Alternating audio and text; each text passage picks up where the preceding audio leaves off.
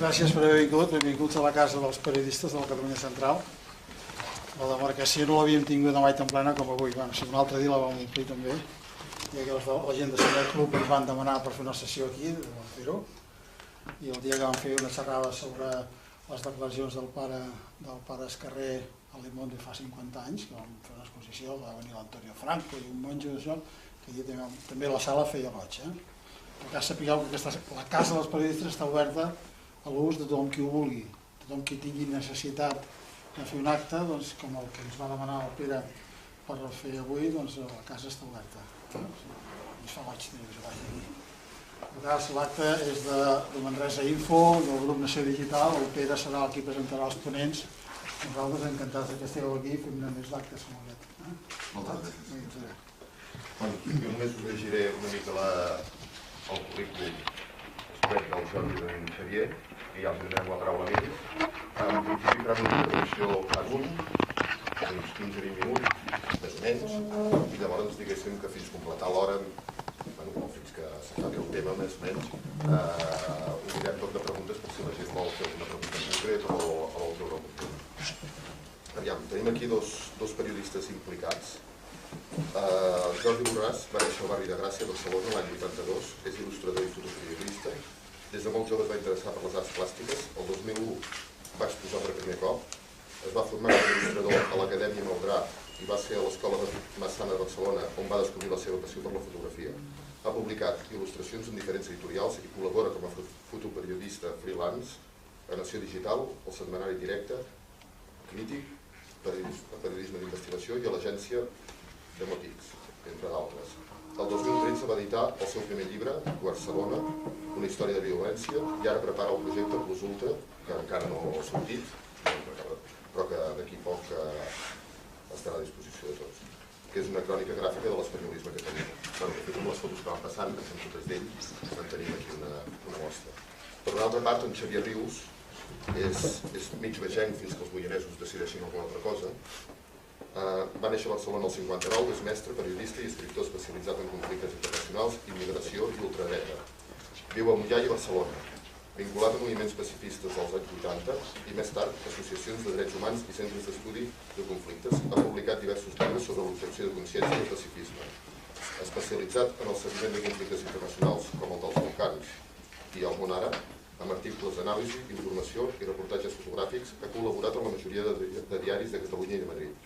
Ha participat en projectes d'ajuda humanitària. La ultradreta i el fet migratori són una de les temàtiques de les que escriu. Ha publicat diversos estudis com el Libro de la Inmigración en España, editat el 2007 per al Buzara. Ara col·labora al Periódico, El Punt Avui i El País, entre d'altres mitjans. I sense més dilació, els passo la paraula a ells. Molt bé. Començaré jo. La idea és fer-vos un context una mica global de com afronta l'extrema dreta això que se'n diu el procés sobiranista i de com s'està reorganitzant i els vasos comunicants que té amb el panorama parlamentari que en té. Jo sí que us demanaria, perquè funcioni millor, que si teniu preguntes o coses a dir, quan jo faci la intervenció em podeu anar dient. El Xavier és al revés, necessita fer la xerrada directament i jo necessito que em aneu dient, perquè és la manera d'estirar-me la llengua. Per tant, bé, fem-ho així, que si algú té alguna cosa a dir, que aixequi el braç i disparem ràpid, sense problema. Bé, començaré llegint-vos una frase, que diu així: Nosotros pedimos que si el gobierno no se atreve a hacer frente a la auténtica gravedad del episodio en Cataluña, recurra al pueblo, que sabrá defender con las armas la intangibilidad del territorio patrio. Falta esa prueba a los catalanes separatistas, la del heroísmo. Carecen de ejecutorias guerreras y por eso España debe obligarles a batirse. Aquesta frase defineix molt bé el sentiment que té ara mateix part de l'extrema dreta espanyola. El problema és que aquesta frase, que podria sonar molt actual en depèn de quin context i en depèn de quins sectors, la va dir Ramiro Ledesma l'any 31. Ramiro Ledesma va ser fundador de la JONS, de les Juntes de Ofensiva Nacional Socialista, sindicalista, que s'acabaria fusionant amb la falange de Primo de Rivera. Aquesta frase, precisament amb unes altres paraules, va ser la que va dir el Pedro Pablo Peña el 12 d'octubre de l'any passat a Montjuïc, i aquest any, més o menys amb unes altres paraules, ho va intentar tornar a dir, per expressar com l'extrema dreta ha d'afrontar el panorama independentista a Catalunya. El sentiment que té l'extrema dreta és que ha de resoldre aquesta situació d'una manera armada, amb acció directa. I això, de fet, ho han expressat diverses vegades i fins i tot ha costat per elles, està processat el Pedro Pablo Peña, que és el líder d'Aliança Nacional, un dels grups d'extrema dreta més actius de l'estat espanyol, i està processat el Manuel Andrino, líder de Falange, i no sé si algun altre processat pels fets del 12 d'octubre de l'any passat. És a dir, són frases que han costat, han tingut una repercussió, tot i que al cap i a la fi arribes a dia d'avui i et trobes que la Fiscalia arxiva tots els missatges equiparant o amenaçant l'independentisme català amb el nazisme, aquella querella que van presentar fa unes setmanes, doncs avui, precisament, que s'ha aprovat la llei Mordassa fa poca estona al Consell de Ministres i que ha passat pel Parlament i ha estat aprovada amb majoria absoluta, doncs s'arxiva això. I avui, precisament, estem xerrant aquí, avui fa 10 anys i un dia que un membre de l'ultradreta valenciana va assassinar Roger Albert al barri de Gràcia de Barcelona. Avui s'ha sabut que dos aficionats del Paris Saint-Germain ahir van ser apunyalats per, se suposa, ultras del Futbol Club Barcelona. És a dir, l'extrema dreta, aquesta extrema dreta de Ramiro Ledesma de l'any 31, avui en dia també té un pes, i té un pes important. I davant del procés català s'està reorganitzant. Jo el que m'he trobat, amb el temps que he dedicat a fer seguiment d'aquests grups ultradretans, porto fent un seguiment fotogràfic des de l'any 2008, més o menys, és que davant d'aquesta onada independentista, l'extrema dreta espanyolista s'ha reagrupat, tenint en compte la constel·lació de grups ultradretans que hi ha. Jo, per començar, classificaria una mica l'extrema dreta en dos blocs. Aquesta extrema dreta molt més visual, que és la que es manifesta un 12 d'octubre a Montjuïc, tots heu vist les imatges de gent amb les bombers, el cap rapat, les botes, les samarretes amb lemes, desfilant cap a Montjuïc i fent els discursos molt rimbombantes, dient frases d'aquest estil.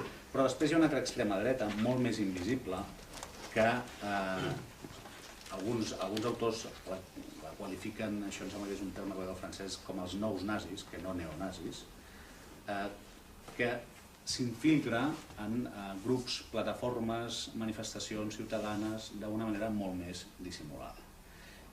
Per fer-vos una idea, per exemple, aquest primer grup d'aquesta extrema dreta més visual, doncs ho veiem a Aliança Nacional, trobaríem la Falange, una de les falanges. Avui en dia la Falange, doncs hi ha la Falange, hi ha Falange Espanyola de les Fonts, hi ha Falange Autèntica, queda encara algun nucli de...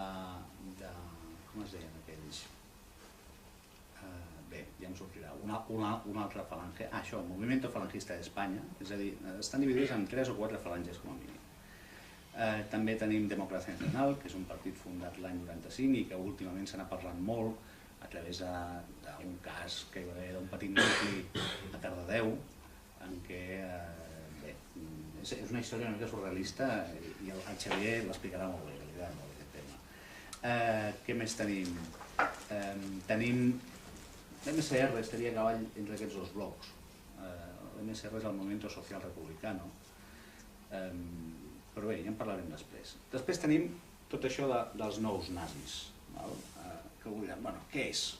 Explica'm, posa'm un exemple. Bé, suposo que tots heu sentit a parlar del Casal Tramuntana. El Casal Tramuntana és un centre social que hi ha al barri del Clot de Barcelona, que està inspirat amb el model italià de centres socials d'inspiració feixista, concretament amb el centre Casa Pou de Roma, que és un centre social, com podem tenir aquí l'Ateneu La Sèquia, però d'ideologia totalment contrària.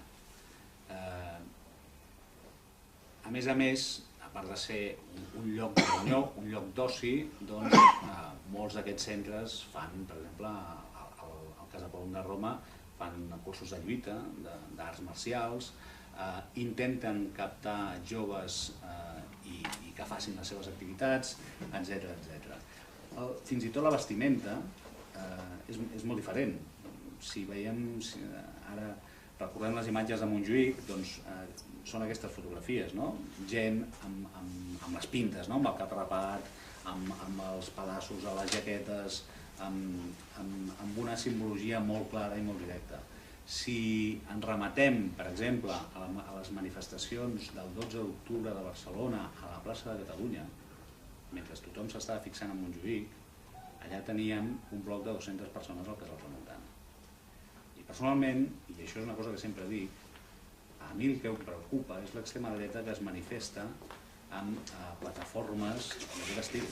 Això crec que és el més preocupant, perquè mentre tothom s'està fixant amb els descerebrats de Montjuïc, ningú es fixa que a la plaça de Catalunya, a la celebració organitzada per la societat civil catalana, doncs teníem manifestant-se al Casal Tramuntana, l'MSR, Movimiento Social Republicano, Soberanía i Libertat, que és un altre nou grup d'extrema dreta provinent de l'MSR, teníem Falange Espanyola de les Jons, que fins i tot feia tasques de seguretat durant aquests últims anys, aquest any no sé si en feia, però en els últims anys era molt curiós perquè et trobava gent que havia estat a la manifestació d'Arenys de Munt, recordeu la primera consulta per la independència que es va fer, aquell grup de falangistes, doncs alguns dels que estaven manifestant-se amb la bandera del jou i les fletxes, el 12 d'octubre de l'any passat estaven fent el cordó de seguretat de la manifestació del 12 d'octubre i de la manifestació del dia de la Constitució,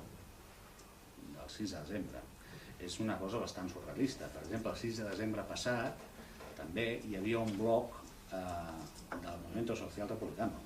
Bé, és cert que la majoria de les empreses de seguretat són del PP, oi? Això és un tema a part, però això estem parlant de servei d'ordre propi de manifestacions. Sí que hi ha vinculacions de grups d'extrema dreta amb empreses de seguretat, com per exemple hi ha el cas de la Levantina de Seguridad, que és propietària de José Luis Roberto, president d'Espanya 2000, que és un dels partits ultras amb molt de pes a València i amb més nom a l'estat espanyol. Bé, tenim ja m'he perdut, per on anava això, els de Falange que s'estaven manifestant i feien cordó de seguretat, teníem un grup de brigades blanquiazules davant del Bar Catalunya, a la plaça Catalunya, fent el número allà, teníem la Hermandad de Caballeros Legionarios de Barcelona cantant el Cara al Sol i el Novio de la Muerte al mig de la plaça de Catalunya, això aquest mateix any. Teníem un grup de moteros ben conegut a la comarca, que són els Rebels d'Artés. Teníem, etc. Teníem Plataforma per Catalunya, amb un bloc immens, molt gran. Jo, de fet, aquest any és el bloc més gran que he vist de Plataforma per Catalunya en una manifestació del 12 d'octubre. Teníem Som a Temps, que és una organització nova, que per aquí a la comarca no he sentit parlar, perquè es va fundar a Santpedor fa poc més d'un any. És a dir, aquest any, precisament, és l'any, fent números, l'altre dia ho repassava, que hi ha hagut més grups d'extrema dreta manifestant-se a la plaça de Catalunya. Hi havia més militants de l'extrema dreta manifestant-se a la plaça de Catalunya que no pas a la plaça de Sant Jordi de Montjuïc, tot i que les càmeres filmaven la plaça de Sant Jordi. I jo per què dic que em preocupa molt més això? Doncs per una raó molt simple. Hem d'entendre que l'extrema dreta a l'estat espanyol s'ha dividit més o menys en un triangle. Sempre es parla del triangle Barcelona-Madrid-València. Trobem que a Madrid hi ha aquella extrema dreta molt més ancorada al passat, que es deu a l'antic règim, que porta banderes franquistes, que és molt més nostàlgica. Sobretot, per exemple, la Falange té bastant de pes allà. Després trobem una extrema dreta al País Valencià molt més activista. Manifestacions, suposada ajuda als de casa, recollida d'aliments, parafernàlia ostentosa, anticatalanisme, blaverisme, hi ha el GAP, el grup d'acció valencianista, etc. I després, a Catalunya, que és un dels motors de l'extrema dreta a nivell de l'estat espanyol, ho és ara i ho ha sigut sempre, doncs trobem una extrema dreta que ha tendit sempre a mirar més què fa Europa, què estan fent a França, què estan fent a Àustria, què estan fent a Alemanya, com funcionen, com s'infiltren a la seva societat, com són els models d'èxit. Per exemple, Plataforma per Catalunya és un model d'èxit i evidentment ha nascut a Catalunya. Té ara mateix, si no recordo malament, 67 regidors i és, diria, l'únic partit d'extrema dreta de l'estat espanyol amb cert pes municipal. Espanya 2000 en segona té 2 o 3 regidors. Sí, i Alcalá de Henares, 4 a València i Silla i Alcalá de Henares. I funciona a nivell estatal. La Plataforma per Catalunya s'ha intentat implantar a nivell estatal amb el Partido por la Libertad, no es diu? No ha acabat de quallar, el Xavier us ho explicarà millor que jo. Però, per exemple, CEDADE, no sé si us sona, l'organització històrica creada l'any 68 o 69, va ser creada a Barcelona. CEDADE és l'acrònim de Círculo Europeo de Amigos de Europa, que va ser això, Círculo Espanyol de Amigos de Europa, l'organització neonazi més gran i més potent que hi va haver a Europa després del final de la Segona Guerra Mundial. És a dir, no era un grup d'amics que escoltaven audicions wagnerianes, com alguna vegada s'ha intentat pintar, sinó que era una organització molt potent fins al punt que va arribar a ser el distribuïdor de propaganda nacionalsocialista més important d'Europa i de Llatinoamèrica, des dels despatxos del carrer Seneca, i no sé si abans havien estat al carrer Trilla, a Barria Gràcia també. Totes les iniciatives que han funcionat més han nascut a Catalunya. Per exemple, l'MSR també és fundat aquí, l'any 99, si no recordo malament, per Juan Antonio Llopart, un altre històric de l'extrema dreta, etc. L'extrema dreta més renovadora sempre s'ha situat aquí. Qui ha fet més contactes a nivell internacional, doncs sempre ha estat des d'aquí. Per una qüestió, bé, suposo que idiosincràsia pròpia dels catalans. Què més? Després hi ha un altre punt que és molt interessant, que és com l'extrema dreta s'està infiltrant o fins i tot ha creat part d'aquestes plataformes espanyolistes que últimament organitzen molts actes i se'n parla, no? I curiosament se'n parla molt, tot i el número de socis que tenen, que és una cosa que a vegades em pregunto com pot ser, per exemple, que Societat Civil Catalana, que amb dades oficials en l'organització aquest juliol donava la xifra de 500 socis, com pot ser que tinguin el nivell d'audiència que tenen, com pot ser que organitzin un acte a Tarragona amb una despesa de més de 100.000 euros, que ningú sap no han sortit, com pot ser, etc., que el Parlament Europeu els atorgui un premi sense saber que el dia de la seva fundació, per exemple, hi havia patrons de la Fundació Francisco Franco presents i convidats a l'acte, hi havia 5 dirigents de Plataforma per Catalunya, entre ells el seu secretari general, Robert Hernando, hi havia la plana major de l'MSR, el Movimiento Social Republicano, que fins i tot en dies després, en declaracions de Nació Digital, un dels seus dirigents, Jordi de la Fuente, va arribar a dir que part de l'acte, de la creació de l'acte, va ser idea seva. Bé, trobem una sèrie d'ítems que fan pujar la mosca sota el nas. De fet, si mirem la junta directiva de Societat Civil Catalana, per exemple, trobem gent que no està en principi marcada. En principi, per exemple, el seu president, Josep Ramon Bosch, veí de Santpedor, és un exmilitant del Partit Popular, se n'ha parlat, s'ha parlat molt del seu pare, que era militant de Forza Nueva, que va organitzar misses en record de Franco i de José Antonio fins a l'any 2005, en què el canvi de mossèn va posar fi a aquestes pràctiques. Però després descobrim que aquest senyor Bosch i Codina, és fundador de Som a Temps, que és un altre d'aquests nous col·lectius, d'aquestes noves associacions espanyolistes, que ja dona més a investigar. Què és Som a Temps? No sé si n'heu sentit a parlar, per aquí algú n'ha sentit a parlar. Bé, Som a Temps es va fundar a Santpedor fa poc més d'un any i pretenia ser una associació de caire historicista, religionista, amb tota aquesta onada d'historiadors que ara parlen del catalanisme hispànic. No sé si algú m'ha sentit a parlar. El catalanisme hispànic pretén ser un revisionisme històric que ve a dir que els catalans bons, els catalans assenyats, ells parlen molt de seny, són aquells que sempre han defensat Espanya. De fet, s'agafen el timbaler del grup, s'agafen el general Prim, fins i tot, sí? Està lligat amb el moviment patriòtic català, que hi havia... L'MPC recollia una mica aquesta tradició. El moviment patriòtic català, que a més és una de les organitzacions que va funcionar a finals dels 90, a principis dels 2000, recull aquesta tradició del catalanisme hispànic i l'MPC la recull de Milícia Catalana. Milícia Catalana va ser un grup d'extrema dreta ultracatòlic que va funcionar als anys 80, sembla que l'any 89 van resoldre. Van tirar una bomba al carrer Guimarà, a la cel·la... Unes quantes. A la MDT de Barcelona també la van volar, clíniques abortistes, sex shops, bars d'ambient... Aquests estan al Carlos Francis Sud, que és el cap de llista de Badalona, i que va estar amb un dels germans Royola, van estar condemnats per això. Exacte. Part de la gent de l'MPC, de Milícia Catalana, després passa a un periòdic. I alguns estan a Tramuntana.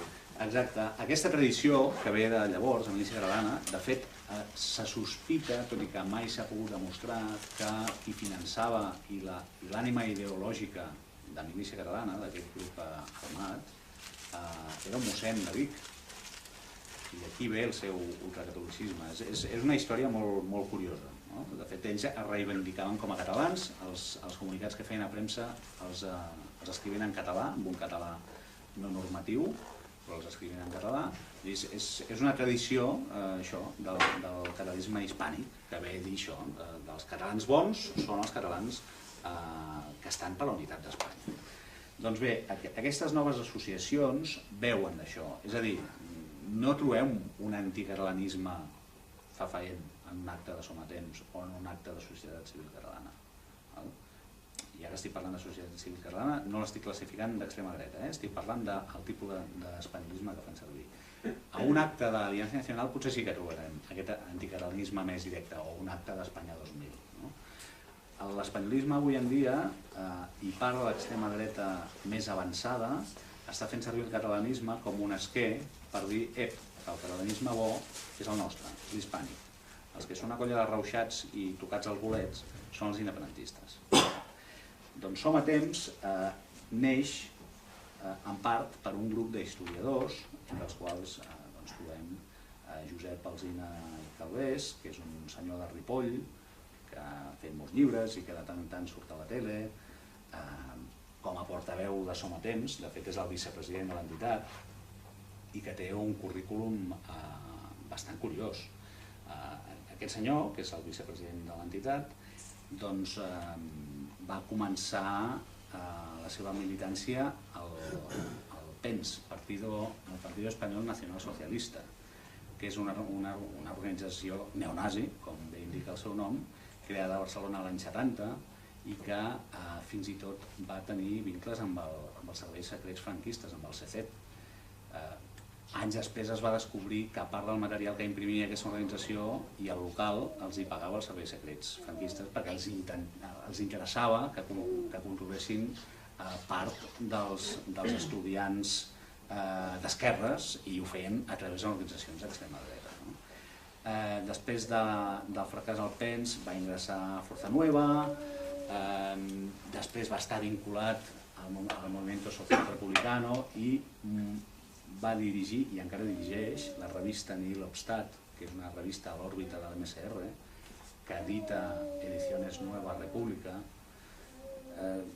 Aneu preguntant, perquè estic dient una mà de sigles i és normal que us perdeu. Ediciones Nueva República, no sé si algú recorrerà el cas de la llibreria Calqui, Círculo de Estudios Indoeuropeos, del 2003, em sembla que va ser, en què van tancar una llibreria a Barcelona i van decomissar 10.000 llibres per apologia al nazisme, negacionisme, revisionisme històric. Finalment van quedar sols. Perquè us feu una idea, el currículum d'aquest senyor ve per aquí i avui en dia ens el trobem com un professor d'institut de Nou Barris de Barcelona. Aquest senyor està donant classes a gent jove i escrivint llibres de suposat catalanisme hispànic. Després trobem un altre individu que es diu Javier Barraicoa, que potser us sona més, heu sentit a parlar. És secretari de la Comunió Carlista a Catalunya. No sé si he dit les sigles, és complicat. Comunió Tradicionalista Carlista. Comunió Tradicionalista Carlista, però els carlistes estan més dividits que els trotskistes, que ja doncs Javier Barraicoa és professor de l'Abat Oliva.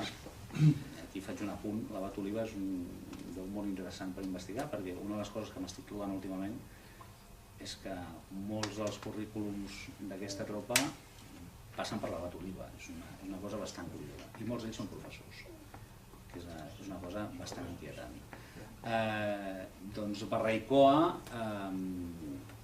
que és un dels impulsors també de Societat Civil Catalana. De fet, el dia abans de la fundació de Societat Civil Catalana escrivia un article a la pàgina sencera del Mundo explicant les virtuts d'aquesta nova associació i que bons que eren els catalans hispànics. El Barraicoa és l'ànima del catalanisme hispànic. De fet, ha fet bastants llibres sobre el tema. I no fa ni un any encara ens el trobàvem a Vilalba dels Arcs, a la Terra Alta, homenatjant els raqueters del Ter de Nostra Senyora de Montserrat, amb la boina vermella i la camisa blava, i encara més cap aquí, al febrer de 2014, presentant un llibre seu, El Casal Reconquista de Castelló, de Democràcia Nacional, i això està gravat en vídeo, ho podeu buscar. Doncs guardava un minut de silenci pels caiguts de la 250 Blau Division, que és com es coneix la Divisió Azul. Bé, doncs aquest senyor ens dona lliçons de catalanisme hispànic i ens diu qui hem de ser els catalans bons. És una de les altres ànimes de Som a Temps, Javier Barraicoa. De fet, el passat 8 de novembre, el dia abans del referèndum, vam fer un acte al Pati Llimona de Barcelona, que va ser bastant concorregut, en què explicaven aquestes teories del catalanisme hispànic. Dins de Som a Temps també trobem molts dirigents d'extrema dreta, trobem gent de Vox, podem classificar com a dreta extrema, no sé si extrema dreta, aquí els intel·lectuals es barallen, no? On està la frontera de l'extrema dreta, la dreta populista, la dreta extrema, etc. Trobem dirigents de Vox, trobem dirigents de Plataforma per Catalunya, en què hi té un pes molt important, trobem gent de l'MSR, de Sobirania i Llibertat, de Democràcia Nacional, etc. Però ens trobem també que aquesta plataforma s'ha adherit a la manifestació del 12 d'octubre d'aquest any a la plaça de Catalunya, s'ha adherit a la manifestació o concentració que van fer a Tarragona, Societat Civil Catalana, en què, tot i els més de 100.000 euros desembutxacats, només van assistir una mitjana de 3.500 persones segons els Mossos d'Esquadra.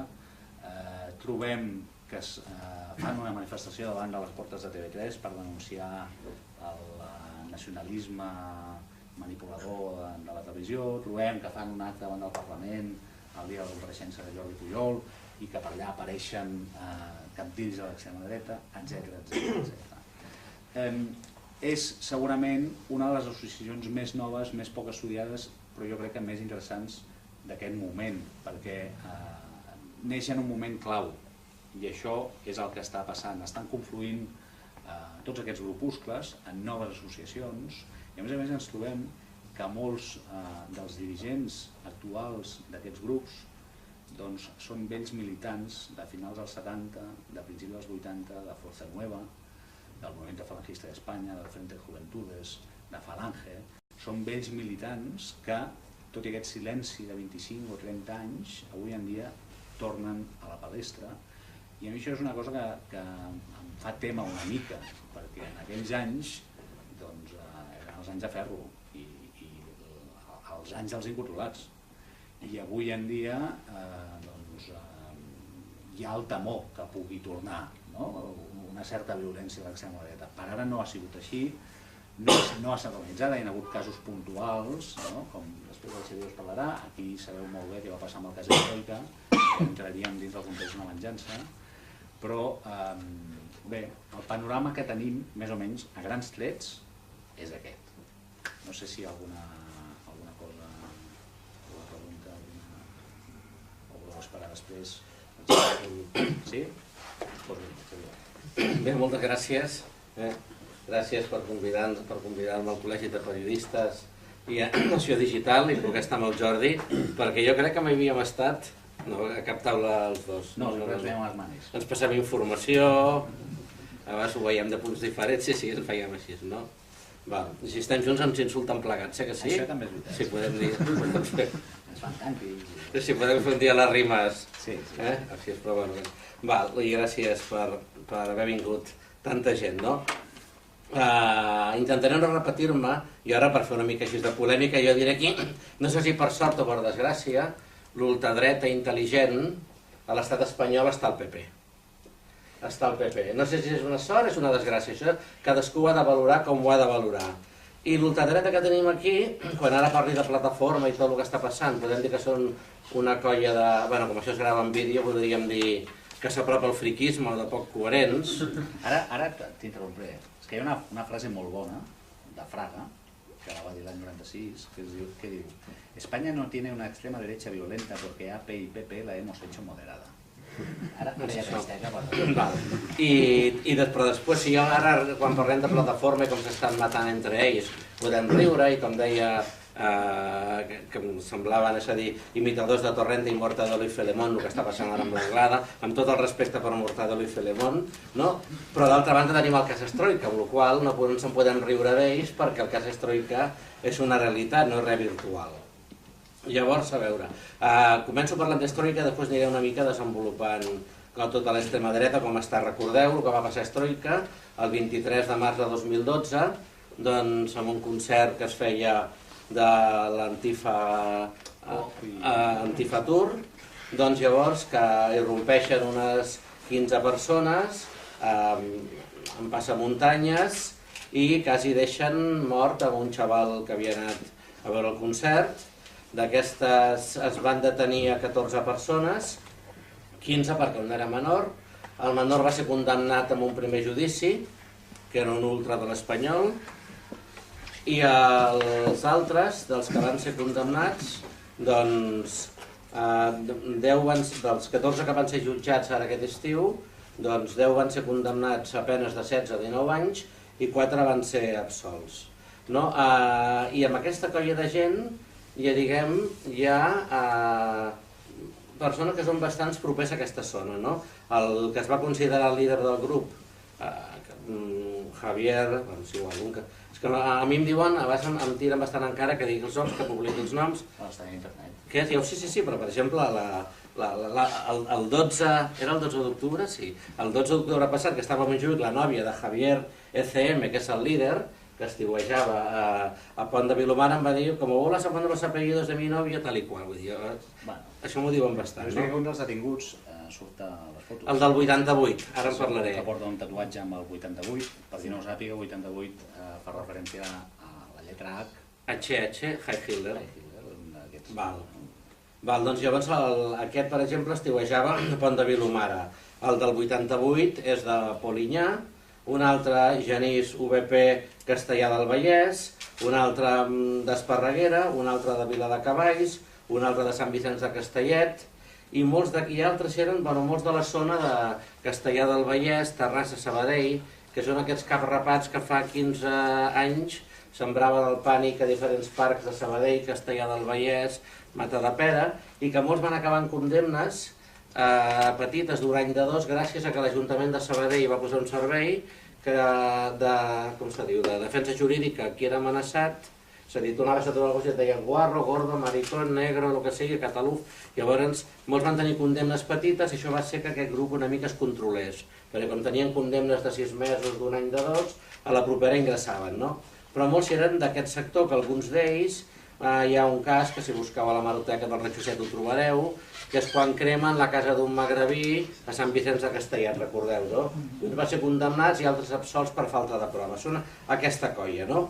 Aquest atac va ser la venjança, que jo 2-3 dies després ja publico què és la venjança, per lo d'ara explicaré, i Regió 7 em publica que jo ja dic, als 72 hores jo ja sabia que era la venjança del que ha passat el 12 d'octubre de 2012, que no em li d'any, que és quan Democràcia Nacional fa un concert al Poble Nou, a The Other Place, que s'havia de fer a Sabadell, però l'alcalde de Sabadell diu que no ho deixarà, la Fiscalia ja té l'ordre per anar a gravar el concert, on se fa on no es fa, al final es fa a The Other Place, que és un local del Poble Nou, que és un bar de fumadors. I com a club de fumadors és club privat, i el fiscal, llavors, això se sap on se fa, perquè hi ha gent de grups antifeixistes que té perfils de Facebook així 88, igual que també hi ha molta gent d'extrema dreta que té perfils guarros. Guarros vol dir antifes, estem utilitzant la terminologia. I també els Mossos se n'assabenten tal, i llavors es va ja la mani contra el dia de l'Hispanitat i a l'acabar citen anar al Poble Nou. Van allà, es comença a fotre pedrades, patades i així, i certament amb una persona que ara en parlaré, l'Alejandro Fernández, se li fan unes ferides greus, i llavors la venjança del que li passa a aquesta persona és lo d'Estroika. Explico això per una mica explicar quin és el panorama. El concert el feia Democràcia Nacional. El que és ferit és Alejandro Fernández, que és exdirigent del Movimiento Social Republicano, però que ja s'ha anat amb tota la colla de plataforma que estan a punt de crear el Casal Tramuntana. Hi ha més vasos comunicants? Sí, comunicants. No. Però, per exemple, l'altre dia, quan va haver el judici per aquesta agressió, l'agressió del que ha passat el 12 d'octubre del 2012, tots els que munten un pollo davant l'audiència són tots del Casal Tramuntana i de Plataforma per Catalunya. Llavors, això per què ho explico? I fixeu que amb els d'Estroika hi havia gent que estava amb Alianza Nacional, gent que estava a Democràcia Nacional i gent que estava a Plataforma per Catalunya. Llavors aquí hi ha dos nivells. Una cosa és el grup d'amics, ultras, molt brigades blanquiazules, aquí de baixos nois n'hi ha pocs, la majoria brigades al voltant de brigades blanquiazules, i que els agrada la gresca i aquestes idees i tal i qual. I potser en un moment no votarà ningú, en altre fan una llista i diuen va Jordi, deixa'm el DNI que et posaré. Llavors veu gent que per amistat, que han estat a la llista de Plataforma, apareixen a la llista de Democràcia Nacional o apareixen a la llista de l'MSR, perquè encara que les cúpules dels partits es maten, perquè allò el que deia, és a dir, l'extrema dreta està superdividida, i ara quan parli de Plataforma, que ha quedat en 4 decisions, fa riure, però després els xavals més joves, o no tan joves, perquè alguns tenen 30 i pico d'anys, hi ha un gran trasbàs d'una sigla amb una altra. I ara fent un salt ho veurem amb el que va passar el 9N a Girona. Sabeu que van anar a rebentar unes urnes, el que va dir Democràcia Nacional que trencaria urnes i van decidir no fer-ho al final, i la Falange, ho van fer uns xavals a Girona, i llavors és quan surt que uns eren de les joventuts identitàries de Plataforma, però que també eren de Democràcia Nacional i també es havien manifestat en Frente por España. És a dir, que hi ha un gran trasbàs de joves que estan en una sigla o en altra, habitualment brigades blanquiazules, no? I hi ha un gran traspàs, és a dir, que les sigles es maten entre ells els líders per les candidatures si s'escindeixen, però aquest grup de xavals molts són així. I llavors, mentre ara quan parli de Plataforma fa riure el que està passant, afortunadament, aquests grups poden ser perillosos perquè el d'Estroika, que quasi el van donar per mort, és a dir, s'ha condemnat a 10... No, una anècdota. L'últim dia del judici, d'Estroika n'hi havia 4 que anaven en llibertat, que estaven lliures, que eren els 2 de Tarragona i els 2 d'Igualada. Llavors hi ha un fet que ho he parlat amb Fiscalia, amb Mossos, sabeu el fet casual. Quan es concerten que uns surten de l'hotel d'un Càndido de Terrassa que es troben per anar, i per això hi ha les fotos del peatge, bum, bum, bum, tota la ruta i se sap tot, però hi ha uns que venen d'Igualada, que eren propers a l'MSR, que casualment la Guàrdia Civil munta un control amb una rotonda abans de Manresa, casualment, que aquí no fa gaires controls la Guàrdia Civil, i el Guàrdia Civil veu que un porta la runa Eudal. La runa Eudal és com un rombo amb 2 peus, que és un símbol tal. Jo estic convençut que la Guàrdia Civil ho sabia, perquè per Facebook es va dir vamos a derramar sangre guarra en Manresa. Sangre guarra vol dir, bueno, tal, ¿no? Llavors, quan el Guàrdia Civil va declarar el judici, li diuen, ¿y usted cómo vio que eran nazis? Diu, porque llevaba la runa udal, que és el símbolo de Cedade. Jo dubto que un Guàrdia Civil de 45 anys sàpiga que aquell rombo en peus que se li veia, era l'hivern, se li veia aquí, però bueno. Doncs els dos d'Igualada i dos de Tarragona, com els d'Igualada, com tenen diferents trucades i decideixen no anar-hi perquè ens ha vist la Guàrdia Civil i se n'en tornen, aquests van ser absolts, no? I després dos de Tarragona també van ser absolts. Doncs és curiós que l'últim dia veiem que un dels de Tarragona, que està en llibertat, arriba esposat. Dient, què passa, no? I llavors se sap al cap de 4 dies, i això es publicava al Regió 7 el dia que es feia que el Robert Hernando, el d'Igualada, anava a fer menjar pels de casa a Font de Capellans. Aquell dia ho publica el Regió 7, crec que és aquell dia, o l'endemà, sí, és aquell dia. Doncs què passa? Que el de Tarragona està detingut, el detenen aquell dia, perquè estaven intentant segrestar amb un empresari per pagar les fiances dels altres. És a dir, que els catxorros que estaven lliures estaven cobrant i amb un tio que havia donat només 2 o 3.000 euros i n'hi volien més, li van trencar el tímpan, ho vau llegir. Amb la qual cosa, ara quan parlem de plataforma diem quina sort que aquí no hi ha una Marine Le Pen i no són serios, però són perillosos. Són les dues cares de la mateixa moneda que hi ha així. És a dir, uns grups molt dividits,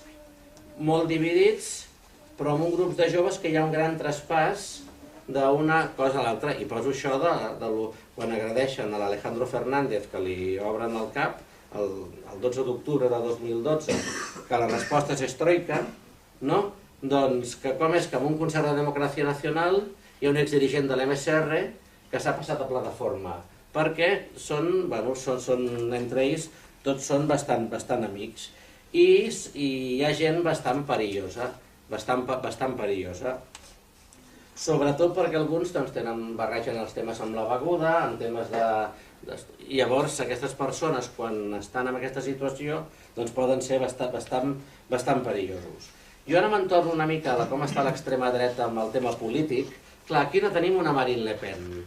La Marine Le Pen ha fet que hi ha el seu pare amb el tema de l'Holocaust, i està una mica enfadada amb la seva neboda, l'altra, la jove, perquè l'altre està en contra del matrimoni gai i moltes coses. Però Marine Le Pen ha aconseguit fer que hi ha el seu pare, va veure l'entrevista de l'Anna Pastor, que defensa l'avortament lliure, i en canvi aquí tota l'ultradreta pide aborto cero, i en el cas de violació, i inclús ha aconseguit persones d'origen algerià de tercera generació que són homosexuals, que defensen a Marine Le Pen. Llavors Marine Le Pen té un discurs fort i sort que aquí no tenim, i bastant moderat comparat amb l'Anglada. Aquí què tenim? Plataforma per Catalunya, per exemple, sabeu que es va trencar el gener passat quan fan la Valquíria, que va triomfar l'últim intent, i es carreguen a l'Anglada. L'Anglada és el tema que ningú sabia de què vivia. No, primer Plataforma per Catalunya no és sèria, anem a parlar així. Diuen primer els de casa expulsió, però l'extrema dreta espanyola és la que té amb la vida privada on hi ha l'índex més gran de parelles estrangeres. I no s'entén que si dius expulsió, esclar, el dia ho va dir l'Anglada, és que cadascú s'enamora de què s'enamora. Això m'ho va dir l'Anglada. Si anem al José Luis Roberto de València, el d'Espanya 2000, el de Levantina de Seguridad, la seva parella actual és una lituana que és lituana i que té un càrrec a l'Associació de Lituanes en Espanya. L'anterior era colombiana negra. I a mi diu, yo menos con esquimales me ha costado. Dic, oye, pero José Luis, ¿no es contradictorio? Además que tú llevas era l'advocat de l'Associación Nacional de Locales de Alterna, de prostíbulos, y que todas son extranjeras. Diu, bueno, como decíamos en Valencia, ocell que vola a la cassola. Llavors, clar, no són serios. Ara m'ha fet recordar quan a les últimes municipals algú va fer una fotografia uns pakistanesos penjant cartells de plataforma. Sí. Clar, És divertit. no sabien com justificar-ho, no? Sí, i aquí teniu el Sebastià Llor, que la parella diu jo no soc racista, que és brasilenya. I jo vaig dir en cachondeo, quan es feia dir Casal, és Casal, el grup municipal. Jo no estic per la multiculturalitat, que tu fas Ramadany o Nadal, però tu casa teva jo la meva, estic per la Inter. La més Inter era Sal, perquè el cap de llista en parella dominicana de culo, abans en Magribi, la número 3 amb un tunisià, va deixar el marit per un... igual, i estava amb un camerunós negre. Sabeu que va patar, no? Però a plataforma això és habitual.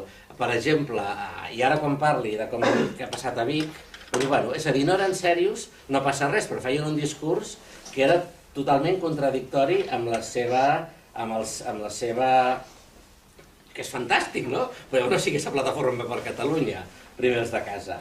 Llavors, Plataforma per Catalunya es trenca, la gota que colma el vas és que presumptament, això no és presumpte, Plataforma rep ara fa un any 80.000 euros del 67 de la subvenció de Madrid, dels 67 regidors que ha tret, i l'Anglada està dient, si tu vols ser... Diuen molta gent que l'Anglada li diu, si vols ser cap de llista, et toca pagar 4.000 euros. Diu, però escolta, torna els que vaig avançar fa 3 anys, perquè has cobrat 8, no te'ls puc tornar. I en aquell moment, casualment, l'Anglada es compra un Mercedes nou, això ho sabeu, es compra un Mercedes nou. I més a més surto del tema que ha estat conduint, presumptament, amb el carnet de conduir retirat, que ho sabeu, després d'un sopar a Madrid amb Iniciativa Habitable, que ara estan en Partido por la Libertad, el paren en una rotonda i es comença a discutir amb els municipals, sortint de la Plaza Oriente, si condueix ell o conduïa la Marta Riera, que és la regidora que l'acompanya sempre, perquè sembla que al sortir del pàrquing van frenar, els hi va sonar el mòbil i per això van sortir, que tenien el mòbil al maletero, l'Anglada no es va canviar, era que al sortir del pàrquing veuen el control d'alcoholèmia dels municipals, els hi sona el mòbil i per això paren el maletero, no és que es van canviar. I l'Anglada el fan bufar i soy Anglada de Vic, persigan a los moros. I esclar, i això eren, ho sabeu, li treuen el carnet de conduir i està conduint sense carnet presumptament. Sabeu aquestes històries. Llavors la gent de Plataforma, sigui oportunista o sigui que s'ho creu, jo llavors faig servir una paraula que se n'enriu. Dic els identitaris honestos o els nazis honestos, que ho dic en broma, no? Mireu, els que són identitaris honestos, veure aquests merders i deien el líder sempre la caga. Van haver-hi diversos intents, el secretari general Pablo Barranco, que està a Vox, i surt amb una foto d'aquestes que tu estàs passant ara, marxa pel tema de diners, pel tema del que està passant, i hi ha hagut molts intents, i li fan aquest cop que va ser molt friqui. L'Anglada veu que el mòbil... que el Twitter no li funciona, què em passa, ell controlava la web, obre la web i Anglada destituït. I preventivament, ara hi ha una guerra de querelles que és divertida, preventivament, 5 minuts abans de destituir-lo, l'informàtic es havia quedat els mails, les contrasenyes de la Marta Riera, de l'Anglada, el Twitter, el Facebook i canvien la contrasenya d'aquí. I llavors el destitueixen, i llavors la cosa ha quedat en aquest moment que hi ha 4... L'Anglada ha legalitzat Plataforma Democràtica per Catalunya, que té uns quants regidors, i gent que li dona suport perquè saben que la marca és l'Anglada. El Robert Hernando és el d'Igualada, que per aquí el coneixeu, és el que ara lidera el partit, és el secretari general, que tenen clar que s'enfonsen bastant, no només per la ruptura, sinó perquè ara no es parla d'immigració. Ara no hi ha cap albiol, ara no es parla d'immigració als mitjans i tal, no? Ja estan ells. Després hi ha l'Enric Rabello, que era el secretari d'Internacional, un valencià que havia estat a CEDARE, el Círculo Espanyol d'Amigos d'Europa, que era el que els hi portava els diners de l'FPO austríac i dels blancs blanc belga. El que els hi portava els diners, i aquest ha legalitzat Som Catalans, que el regidor que tenen és el d'Esparreguera, l'Hidalgo, llavors ells són del 33, 33 vol dir Catalunya catalana, ni Catalunya catalana, ni musulmana ni espanyola, llavors tenen ja posat una senyora en burca i un flamenco, i el que no posen és, el que diuen en privat, ni moros ni xarnegos, que això ho lideren uns noms molt catalans, el Rabello, el Manuel Hidalgo i l'Ester Gallego, uns noms de 8 apellidos vascos, no? Vull dir, tot és legítim. I aquests tenen el suport del Vlaams Belang, del flamenc i de l'FPO austríac.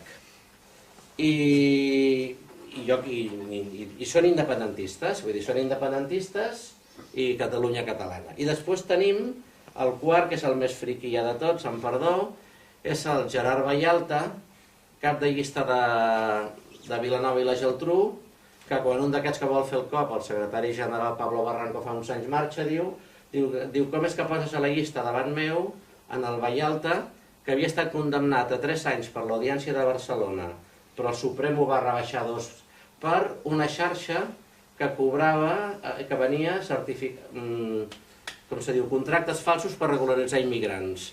I el Suprem va dir que com només es va demostrar que ho havia fet a 12, no era una xarxa, sinó que era tal, i el va rebaixar de 3 anys a 2. I aquest és el que cada 11 de setembre posa una bandera espanyola a Rafael Casanova.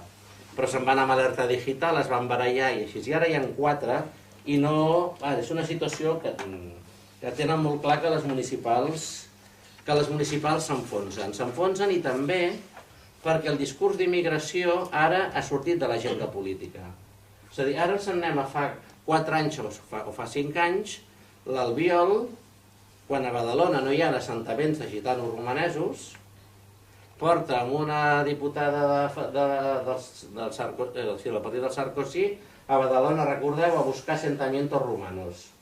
I l'Albiol ha fet campanyes des de l'oposició, no a la mezquita en solo público. Però després, quan es vol fer mesquita en solo privado, vull dir que ells s'ho paguen, també fa campanya perquè faran un gueto. Està l'Albiol en aquest tema, no? I el PP quan el PP fa aquelles eleccions autonòmiques, amb el Sánchez Camacho que hi anunci que surt un aturat, més o menys que sembla bastant dir que l'anunci de la loteria, mira així, si surt veu al diari Zapatero regulariza 1 milió més d'inmigrantes, 1 milió més de problemes.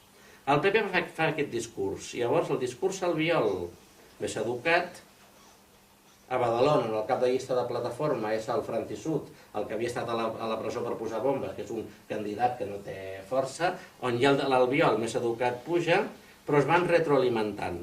I després hi ha el que estava a Ciutadans, que el dia que va morir l'Espinar va fer un tuit dient que era un dia trist perquè s'havia mort un gran orador. Això, que ara està, és que la llista va passar de Ciutadans a UPyD.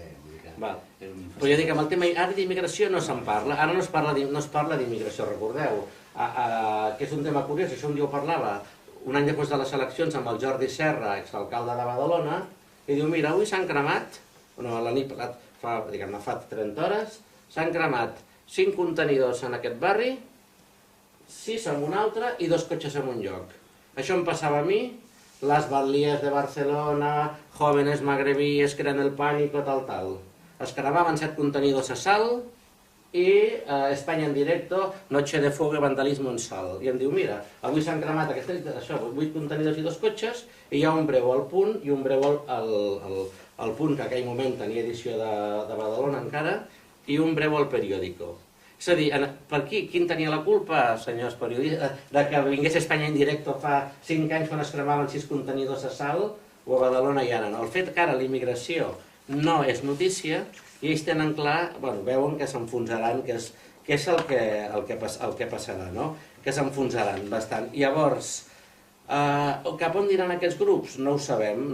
A nivell de l'estat espanyol hi ha l'Espanya en marxa, que són els que van fer-ho de Blanquerna, però Democràcia Nacional va trencar amb ells, ara tornen a ser amics.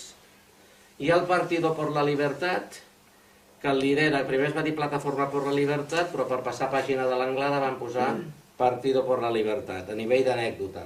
Això ho lidera José María Ruiz Puerta, que és l'advocat de manos limpias contra Garzón. El Garzón en va fer coses molt tal, però el Garzón va fer també el d'investigar crims del franquisme, i recordeu que va acabar inhabilitat per aquest tema, no? L'advocat que va fer això, que s'inhabilités el Garzón per investigar el franquisme, és el líder de Partido por la Libertad, que va ser l'últim president de la neonazi CEDADE. Aquest, per exemple, a nivell d'anècdota, va pagar els 80.000 euros de les furgonetes de plataforma de les eleccions espanyoles del novembre, les de fa 3 anys, ho dic bé? No, de fa 2 anys i mig. I va dir, jo poso els 80.000 euros però que l'Anglada no la cagui. estem a l'octubre de 2011, ho dic bé, sí, aquest, el que li era Partido por la Libertad. Diu, poso 80.000 euros però que l'Anglada no la cagui, perquè creien que si l'Anglada entrava, com ja ha estat a punt d'entrar a les catalanes, diu, si entra ara ja tenim un peu així, no? I aquells dies surt que el fill de l'Anglada l'ha denunciat per pagar-lo i per pagar a la mama, recordeu la història, no? I que una senyora dita, un nom que he citat abans, un dia pagava tal i qual. I el Ruiz Puerta dient, Josep, por favor, te he puesto 80.000 euros i sempre la cagues. Vale. Aquest va crear Partido por la Libertad i esperen a Madrid potser aconseguir algun regidor pel tema de la corrupció que ha sortit entre Pinto i Valdemoro. Recordeu aquesta operació que hi ha hagut de corrupció a Madrid, no? A Madrid ja Espanya 2000 té un regidor, però de fet era Democràcia Nacional, però va ser que el grup es va passar a última hora, van veure que era Micanam Espanya 2000, i l'Espanya en marxa han vist que no tenen la força que tenien. Van fer-lo de Blanquerna amb molta força, però després van fer diferents actes a l'homenatge de cada ventene de José Antonio i a Franco, que els dos van morir un ventene, i reuneixen 400 persones. I van dir que aquest 9 de novembre vindrien aquí a trencar urnes, van posar aquella frase de José Antonio Primo de Rivera, no sé si ho va veure, que el fin más supremo, más noble de una urna es ser destruïda, i el 9N li van dir, bueno, Pedro Pablo, vas a ir tal i qual, i no van fer-ho.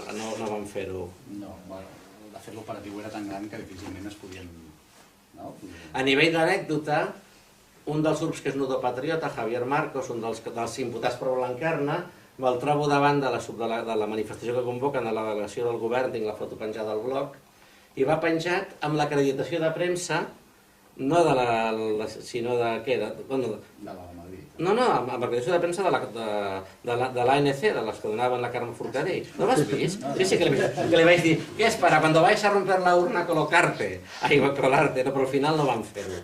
I d'alguna manera fan aquest discurs franquista que no va enlloc, que és la gran sort, perquè tenim una Alba Dorada a Grècia, un Jobbik hongarès, que reivindiquen els règims neonazis, i tenen eurodiputats i tal.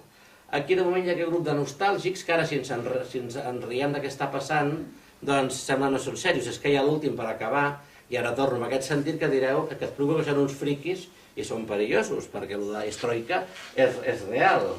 No, per exemple, a Vic l'última ha sigut ja la querella que ha posat l'Anglada per intent d'assassinat el dia 13 d'aquest mes passat. Ho heu llegit o no? Dos que havien passat, que estaven contra l'Anglada, que és l'advocat que a mi em va ficar unes quantes querelles per xenofòbia a Catalunya, m'ha signat un llibre anterior, un del que em portava les querelles que em demanava 100.000 euros, i em va omplir el Facebook de llatines muy preocupades por mi, i una d'elles era l'advocada, una advocada que em escriu que soy una abogada cubana de Girona que te quiero defender gratis, i treballava per aquest advocat. Doncs aquest advocat al final que està en contra l'Anglada, tot va anar amb l'Anglada dient que ens han demanat que et fem un plan per assassinar-te. Això ho heu llegit o no?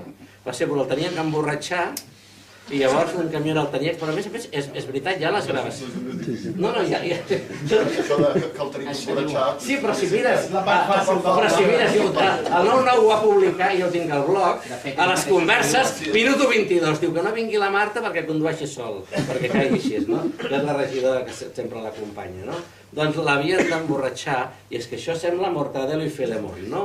Llavors ho havia de fer el regidor Juan Carlos Fuentes, que se'n va anar de Vic a viure amb la seva parella Sèrbia, cadascú s'enamora de qui s'enamora, llavors l'Anglada ha denunciat, llavors, bueno, això de denúncies que és Mortadelo i Filemón. No sé si va sortir molt al 9-9, no? De que l'Anglada diu que el Fuentes està comprant una pistola de l'exèrcit serbo-bosni d'estranquis, l'altre es fa la roda de premsa explicant que té 2 pistoles i ara se'n compra una però és legal, és brutal, no? Vull dir, si mires Plataforma per Catalunya, Vic, és això, vull dir, estan barallats entre ells i és que fa riure el que està passant, no?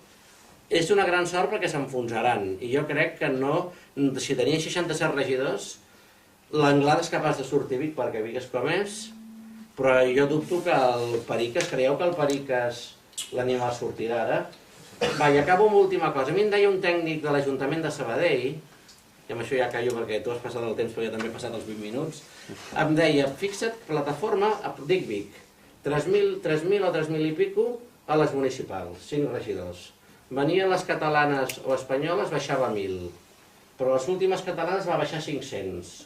Ell deia, no, perquè a la Catalunya interior, com les catalanes han sigut plebiscitàries, entre cometes, el vot se'n va a Convergència.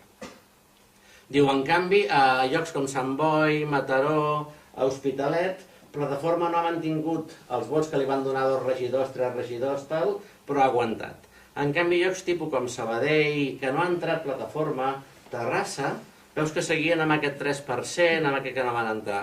I llavors em diuen, això és pel següent. Els llocs on la gent, el votant descontent, molt pot ser votant socialista, el passa a França, que se'n van dels socialistes a Le Pen, no? Aquest van votar a l'Anglada perquè tancaré la mesquita, els locutoris els posaré a ratlla, els locals paquis els tancaré, i van treure 3 regidors i els locals de pakistanesos segueixen oberts perquè es pot obrir, ho sabeu perfectament, excepte el dia de Nadal, l'1 de maig i 2 mesos, es pot obrir tot el dia, ho diu la normativa, la mesquita segueix oberta perquè és un dret, no? Els locutoris segueixen existint, i els llocs on se'ls ha votat, la gent ha vist que esto de que vamos a echar a los moros, jo dic magrebí, però agafo el seu llenguatge, s'ha acabat. En canvi, els jocs on Plataforma no va entrar, d'alguna manera aquest vot d'un 3% encara segueix. Però que a Salt, que a Badalona, que a Santa Coloma de Gramenet, que en van treure 3 i sense ser del municipi. Això, Plataforma, per mi està enfonsada. Llavors podem riure d'aquests Mortadelo i Filemonda que volien emborratxar l'Anglada, que no és difícil, i tirar-lo des de Tavernoles, que això sí que s'ha publicat aquests dies. A més, està posat jo també ho tinc al bloc, minut 21, no pots inventar, si t'ho pots tot jutjat, minut 21, bum, bum, bum, bum, explicant tot el plan, doncs podem riure. Però el Destroika és una realitat. Hi ha un grup de joves, molts lligats a les brigades blanquiazules, no tothom que és a les brigades blanquiazules ha de ser perillós, però que han fet actes violents i que quan actuen poden ser letals, com va passar a Estroika, que sabeu que s'ha recorregut per les dues parts. El fiscal ha recorregut demanant que es condemni en els 4 que han quedat lliures i que s'augmenti la pena als altres, i els condemnats han demanat l'absolució.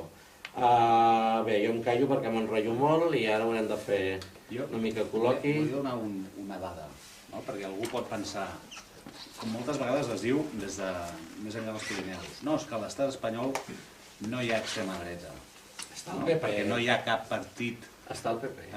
no hi ha cap partit, així com veus França, que la Le Pen fins i tot pot aconseguir la presidència de França, alerta. Veus Àustria, veus Flandes, veus Holanda, veus com funciona l'extrema dreta, i aquí, moltes vegades des de fora, no es veu que l'extrema dreta sociològica està al Partit Popular, fins al punt, i això són dades del CIS, l'any 2011, que 8 de cada 10 votants que es consideren d'extrema dreta confessen haver votat al Partit Popular a les últimes eleccions. És a dir, això va ser una gran maniobra de Fraga, als principis de l'Aliança Popular, de captar totes les restes del franquisme dirigent, dels forzanuevistes que s'estaven desmembrant després de l'entrada de l'Espinyar. És a dir, l'extrema dreta sociològica està al Partit Popular sense cap mena de dubte. Tot i això, també trobem a altres bandes. I ahir una piulada del Jordi Muñoz, politòleg, em va fer reflexionar molt. Ahir o avui, venia a dir una cosa així com ja riurem fort el dia que surti un Podemos de dretes. En el sentit que hi ha un cert llenguatge. Moltes vegades es parla de populisme. Populisme no té per què ser una cosa pejorativa, moltes vegades ho és, no? Però sí que molts d'aquests nous partits, i puc parlar, fins i tot de vegades la CUP té discursos populistes, o els pot tenir Solidaritat, o els pot tenir Ciutadans, o els pot tenir... És a dir, és qui parla en nom del poble. Ens entenguem, no? Ara es parla populistes, no? Jo crec que s'està malinterpretant una mica. Hi ha certs discursos, a mi, de fet, em fa més por una altra cosa, que és quan diuen jo no soc d'esquerres ni de dretes. Perquè, de fet, la majoria de partits d'extrema dreta no es consideren partits d'extrema dreta. Això et dirà, el Pedro Pablo Peña de Alianza Nacional et dirà, sí, nosotros somos los nazis, nosotros somos los fascistas. Això t'ho dirà ell. Però en canvi l'MSR no et dirà això, que no són ni de dretes ni esquerres. També t'ho dirà. Són d'esquerres, et diuen. Sí, fins i tot, perquè es consideren nacional-bolxevics, nacional-revolucionaris o nacional el que vulguis, perquè aquí els matisos són impressionants. El perill corre per aquí, de fet, fins i tot, i això és un fenomen que ara la gent que ens dediquem a investigar aquest tipus de coses ens hi trobem. Hi ha un traspàs important de dirigents de l'extrema dreta a Podemos. I et trobes que gent que estava a Salt, a Plataforma per Catalunya, s'està posant a Podem, gent a Màlaga que havia estat a Falange, al sector més sindicalista del falangisme, està a Podem. Ahir vaig llegir un altre cas, on era Cantàbria, que van haver de fer fora... No, el Lugo, el portaveu de Lugo de Podemos, el van haver de fer fora aquest novembre perquè van descobrir que era encara de Força Nueva, que és residual. El regidor de Sant Quintí de Mediona, de Plataforma, i no l'han expulsat encara. I sí que vas pensant de casta, jo que havia anat amb els plens de Vic a sentir l'Anglada, doncs aquesta casta política... L'altre dia l'Hernando... Però per respecte també, a veure, el sector SPA, Colau, així, a veure, si hi ha algú d'aquí es pot enfadar perquè no pots dir això. Jo crec que per això hi s'han dit no farem llistes a les municipals, perquè tres friquis que parlem una mica bé, o que no... És a dir, aquí hi ha un perill, que hi ha certs discursos, certs llenguatges que si no s'estructuren molt bé i no es doten d'un discurs polític contundent, doncs són molt fàcils d'esgarrapar. I això és així, i això són fets, i la llista, desgraciadament, és molt llarga, molt més, i a més cada cop estan sortint més casos. Això no vol dir, evidentment, que Podemos sigui d'extrema dreta. El que sí que vol dir és que hi ha certs discursos que són propensos a magnetitzar aquesta gent. De fet, fins i tot a la CGT s'hi va infiltrar un grup de l'MSR fa uns anys, el van expulsar, vull dir que... Els colors de la Falange no són el vermell.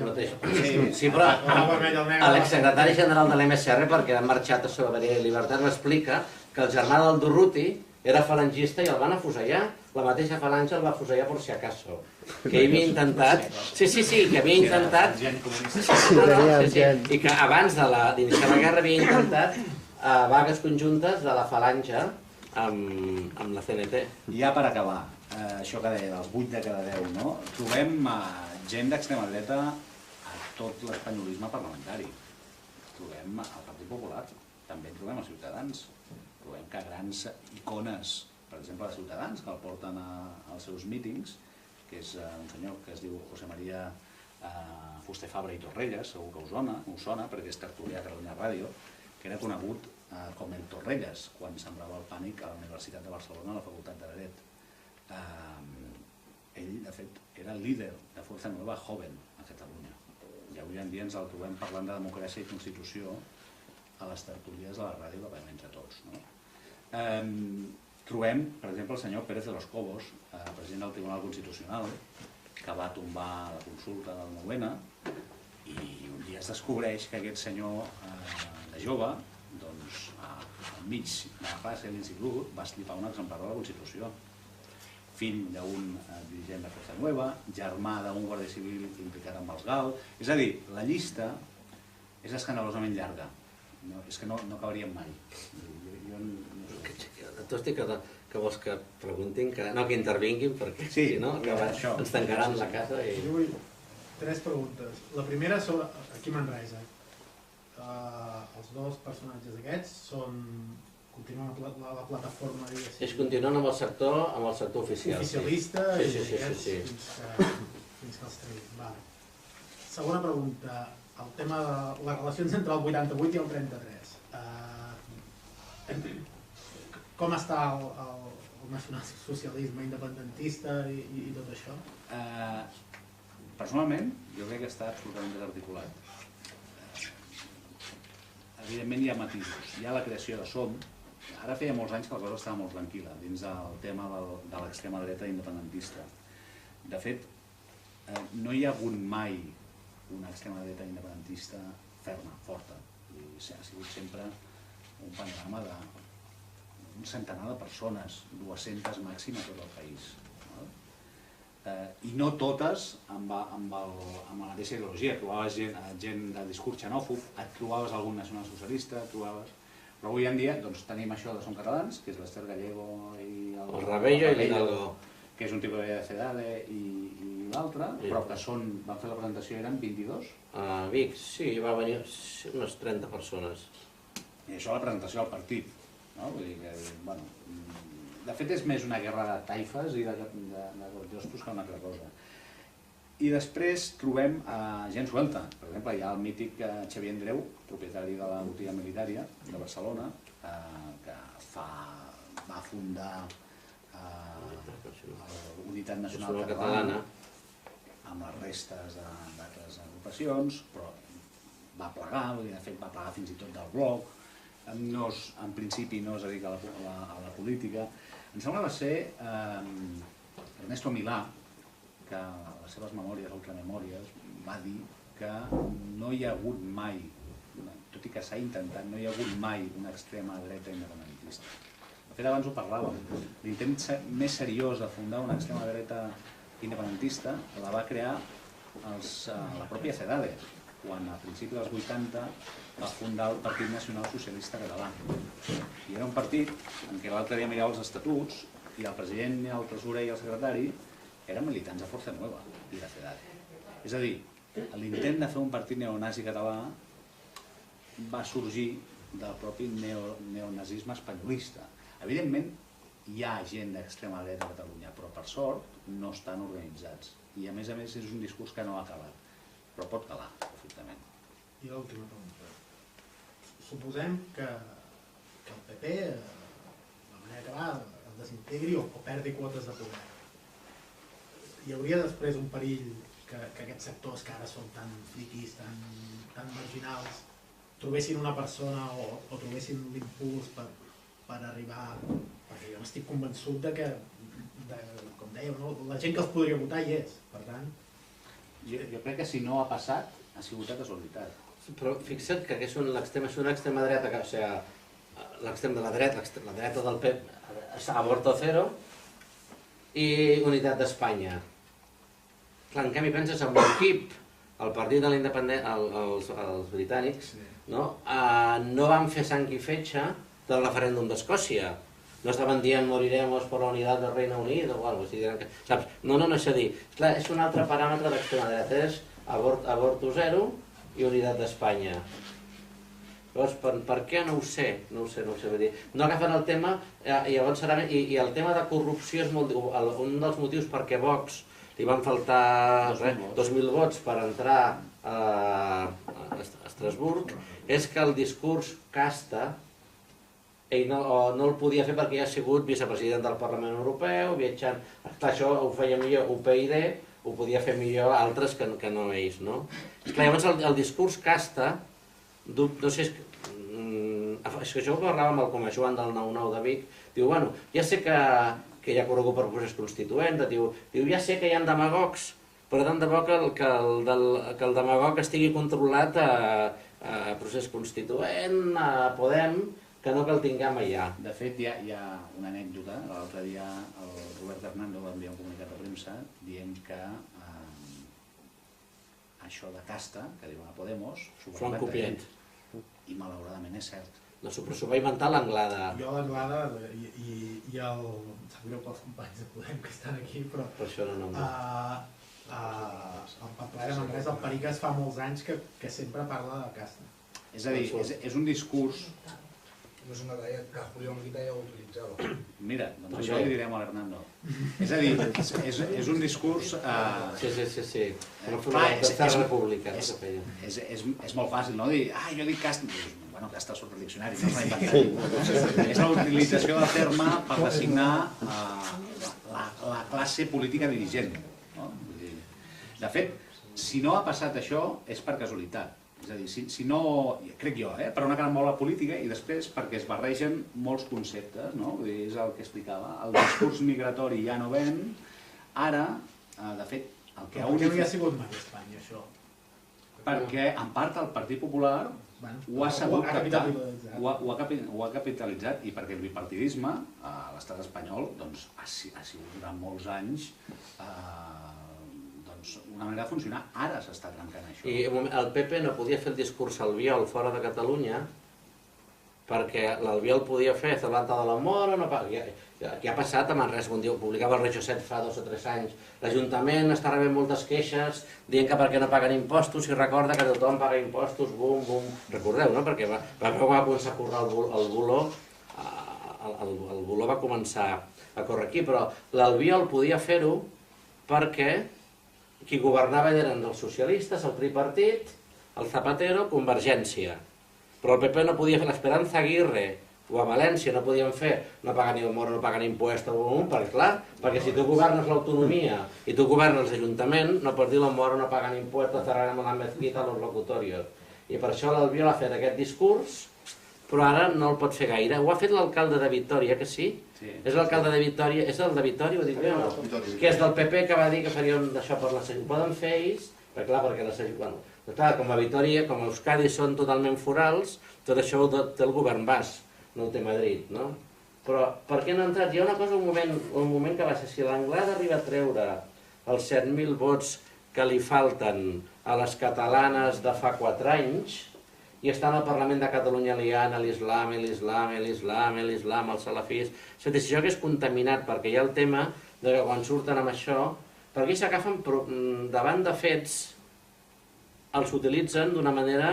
De l'anècdota en fan les regles. És a dir, amb els gitanos de Romania, els gitanos, si va veure el problema de l'Ébola, els gitanos de Romania eren un grup, són una societat amb moltes classes socials endogàmiques que no es barregen els d'uns, gent molt rica i gent molt pobra, bum bum, que amb el comunisme treballaven en una sèrie de coses més nòmades o més estables, i quan cau el comunisme tornen a un nomadisme 10 vegades més gran dels seus besavis.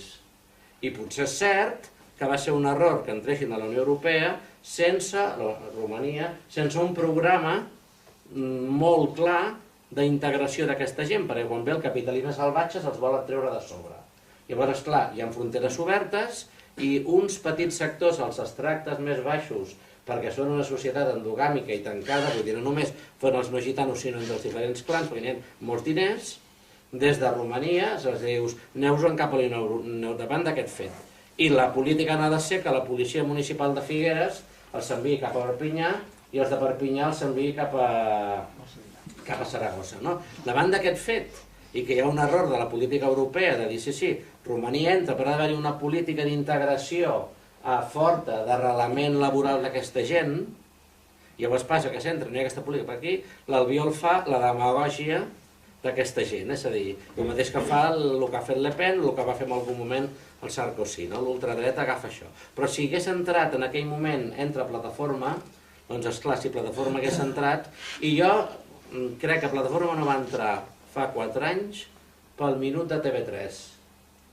TV3 en aquelles eleccions dona, malgrat els cupos, dona un minut l'última setmana a la friquis número 1, que és la Montserrat Nebrera, que anava de PP, ara és més indep de tota la vida. Ja va estar a punt d'entrar a Plataforma, per cert. Sí, que van estar sopant, va convidar a sopar l'Anglada a casa seva, el va convidar a sopar a casa seva i va estar a punt d'entrar a Plataforma. Va donar un minut a la Rosa Díez i un minut a l'Anglada, i van acabar a Castelldefels, i hi havia un d'aquests del 88, un d'aquests estava en l'acte, com estàs tu segut a tu davant, amb el cap rapat, amb Pride... Així, aquest que tot va sortint, el de Pride White, el que vol dir orgull blanc, aquest, que aquí té l'esvàstica. I s'asseu a primera fila. Aquí estava TV3, i esclar, TV3 va dir, hòstia, aquesta imatge és potent. Posen la càmera allà i surt l'Anglada dient, no seremos racistes, no, papeles para todos, però ves que marxin, i la càmera de TV3 grava això, i després de l'últim marxin, la càmera se'n va de la mà de l'Anglada, així, i 4 segons de silenci amb Pride White i l'esvàstica. Això ho passa al Ramon Pellicer a la nit, i el 324 ho va passar durant 20 hores. I jo crec que ja va perdre més dels 7.000 vots que li van faltar. Però llavors, quan parlàvem amb l'Anglada, i veus que així, parlant un dia l'Anglada, diu, què havia de fer amb aquest tio que parlo? Perquè ell parla així, és de dir. Clar, és clar, i llavors la resta de la gent et diu que l'Anglada sempre la caga, Josep la vas cagar. Quan jo explico això, humanitzo a l'Anglada, perquè riem d'ell i humanitzo els altres. Però no veiem que Troika no és una broma. Jo, de fet, aquí tinc una teoria, i hi ha una altra pregunta, Sí, que la gent... que és que la plataforma no ha funcionat perquè la carta del discurs nacional no l'ha jugat bé. És a dir, en l'època de l'Anglada, tot i que es declaraven espanyolistes, constitucionalistes, etc., i hi havia una presència a les manifestacions del 12 d'octubre, no jugaven al discurs nacional. Per què? Doncs perquè hi ha un sector, per exemple, a Osona, a Vic, molt potent, que no es declara espanyolista, fins i tot que es declara catalanista, que són molts exvotants de Convergència i Unió i que voten a l'Anglada, perquè és l'Anglada, és el poble, és a dins de muralla. Bé, qui hagi estat per Osona ja sap com funciona. I per tocar els nassos al Vilar de Badal. Ara ens trobem que el sector Bernardo, el que s'ha quedat el nom de Plataforma per Catalunya, està jugant molt fort al discurs nacionalista espanyol, està a tot arreu, es deixa veure, es fa la foto. De fet, hi ha una petita anècdota que a l'acte de Societat Civil Catalana que va fer a Tarragona hi ha la foto que es veu el Robert Hernández somrient i a darrere veus el Matías Alonso, diputat de Ciutadans, així, amb cara de serà cabron, saps? No? Perquè es van a fer la foto especialment al costat de Ciutadans per tocar els collons. No? I després trobem el sector de l'Anglada, que ara vol ser d'un catalanisme com era Convergència l'any 85, per que ens entenguem, no? Quan Pujol va ser l'espanyol de l'any. És a dir, aquest catalanisme regionalista, etc. I després trobem Som Catalans que intenta vendre el discurs nacional. Ara estan intentant jugar el cartutxo del discurs nacional, però jo crec que ja és tard. Perquè hi havia un braç aixecat. No l'he aixecat abans, però l'he aixecat. Sí. A veure, jo per feina he tingut contacte amb el Ricardo Mateo, que ha tingut el judici fa uns mesos, aquell dels casuals del Barça... El condemnat a 13 anys. Correcte. El que va agrair a la juez que se portara tan bien, sí, després de posar-se hòsties a mig judici amb els Mossos d'Esquadra. Amb els Mossos d'Esquadra, correcte. Aquesta persona ha passat per moltes de les sigles que ho han anat dient.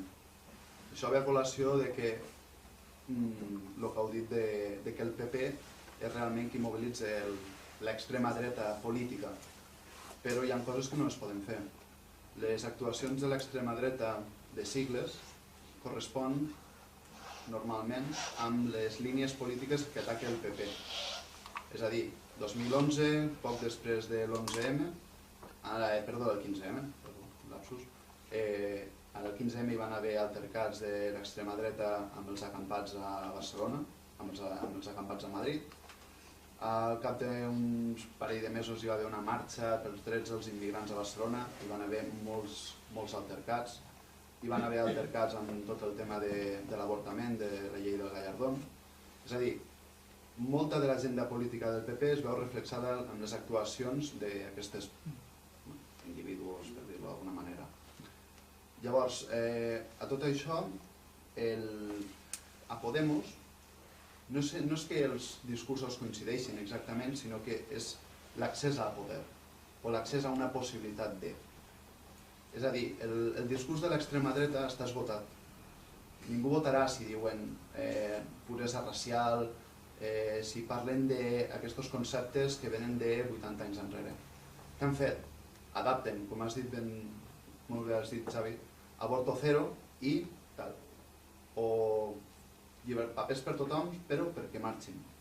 És a dir, han adaptat el seu discurs d'extrema dreta, han agafat d'ejes de l'esquerra per poder accedir a una possibilitat de tindre uns votants. Perquè si no la gent conscientment no dirà no, jo voto a uns neonazis. És una cosa molt complexa i jo soc partidari del blanc o el negre, i ara us posaré un exemple. Inestrilles, el famós ultra. Doncs avui en dia està un grup de tendència anarquista, que es diu Bandera Negra, em sembla. Un altre exemple, el Jorge Bestringe, ideòleg d'Aliança Popular. Em sembla que va ser... I que de jove anava a cazar rojos a la facultat de dret. Que a més va intentar colar teories racistes al Partit Popular i avui en dia està mig desplaçat de Podem per la mateixa raó. És a dir, la cosa és tan sumament complexa que no sabria ben bé què contestar-te. El que sí que et podria dir és que el nacionalista hispànic té una tendència molt testosterònica. És a dir, que si el PP en fan 10, ells n'han de fer 25. Si aquí es fa un referèndum el 9 de novembre, una consulta, doncs anirem a treure urnes. El que van fer els Aliança Nacional i la Falange a Barcelona va ser una qüestió pel seu públic. Va ser això, va ser fer-se la foto perquè quan tornessin a Madrid els diguessin molt bé que us heu anat aquí a enfrontar-vos als violents separatistes, que aquí la gent estava votant tan tranquil·lament, vull dir, de fet, els que van dir al Pollastre van ser ells aquí. És a dir, hi ha una qüestió de hem de ser més que ells. I això retroalimenta, perquè Democràcia diu, bueno, Democràcia Nacional, doncs nosaltres la liarem més que Aliança Nacional, la Falange, doncs nosaltres més. I surt Aliança Nacional, doncs mira, nosaltres convocarem una mani al centre de Barcelona l'11 de setembre. Hi ha tots els 48 sonats manifestant-se a la Rambla del Raval, que era surrealista. Hi ha un punt testosterònic que els està matant, però és que així és una mica com funciona el nacionalisme espanyol. I part del nacionalisme espanyol és qui ha provocat aquesta onada independentista, és qui ha provocat aquesta onada independentista, en el sentit de voleu estatut? Us el retallem. Llavors, vull dir, la gent aquí ha funcionat a base d'hòsties. L'extrema dreta fa una mica el mateix, i això no qualla, no hi ha un discurs intel·ligent, no hi ha un discurs elaborat com hi pot haver a França, en què ja veurem què passa a les properes eleccions. No sé si t'he contestat, però... Jo discrepo una mica que no hi ha un discurs intel·ligent, quan per mi, com bé heu dit, estan governant el país. Sí, parlo de l'extrema dreta més visible, alerta, de l'extrema dreta del que nosaltres entenem com a això que estem parlant d'aquests grupuscles. De fet, el gran problema, i això ho remarco, el gran problema de l'estat espanyol, i ho he dit abans, és que l'extrema dreta que hi és, no es veu. És que està dirigint el país, és que està la judicatura, és que està la policia, està la Guàrdia Civil, no ha passat mai factura, aquí no s'ha passat pàgina.